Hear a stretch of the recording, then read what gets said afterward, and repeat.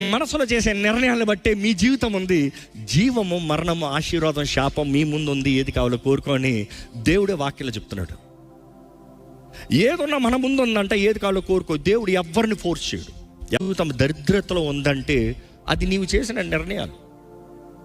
కొన్నిసార్లు మన తల్లిదండ్రులు చేసిన నిర్ణయాలకి ఆ శాపము, ఆ నష్టము, ఆ తెగులు మన మీదకి రావచ్చు.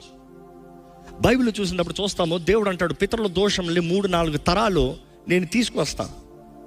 కానీ తర్వాత రాష్ట్రం చూస్తాం, అందులో ఎవడైనా సరే ఇదిగో నా తండ్రి పాపంలో నేను అంగీకరిస్తానికి ఇష్టపడతలేదు, తృప్తి లేదు, ఏది ఎప్పుడు చేయాలో లేదు.